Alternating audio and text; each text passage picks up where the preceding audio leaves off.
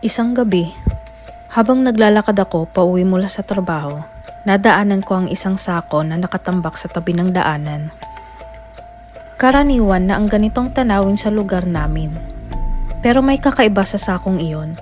Parang gumagalaw ito kahit wala namang hangin.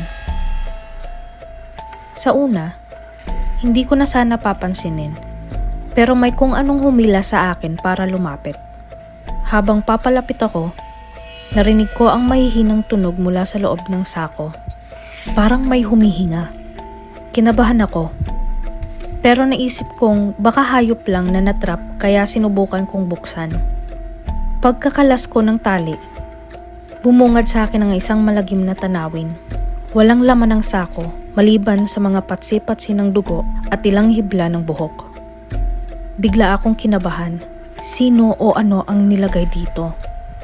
Habang nakatitig ako sa loob ng sako, biglang sumigaw ang isang matandang babae mula sa kabilang kalsada. "Anong ginagawa mo dyan? Ibalik mo yan!" Nanginginig ang boses niya. Tila takot na takot.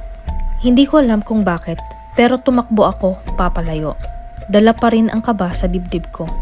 Pagdating ko sa bahay, hindi mawala sa isip ko ang sako at ang matandang babae. Sinubukan kong magtanong-tanong sa mga kapitbahay tungkol sa kanya. Sabi nila, matagal na raw siyang nakatira sa lumang bahay na sa kanto, pero walang nakakaalam ng tungkol sa kanyang buhay. Lumipas ang mga araw, pero hindi pa rin ako mapakali. Bumalik ako sa lugar kung saan ko nakita ang sako. Sa gulat ko, andun ulit ang matanda, nakatayo sa gilid ng kalsada, may hawak na bagong sako. Nang makita niya ako, bigla siyang ngumiti. Pero ang ngiting iyon ay hindi pangkaraniwan. Parang may tinatago. "Sabi ko sa'yo, huwag mong pakikialaman," pulong niya.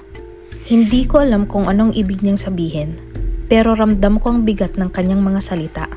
Parang may kung anong sumpa ang nakakapit sa kanya at sa mga sako na yon. Simula noon, iniwasan ko na ang kalsadang yon. Hindi ko na rin nakita ulit ang matanda. Pero tuwing gabi, sa tuwing dumadaan ako sa ibang daan, parang may sumusunod sa akin. Parang humihinga sa likod ko. Katulad ng tunog na rinig ko sa loob ng sako.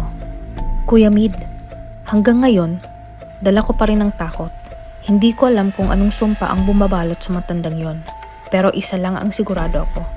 Hindi na ako muling lalapit sa kahit anong sako na makikita ko sa daanan.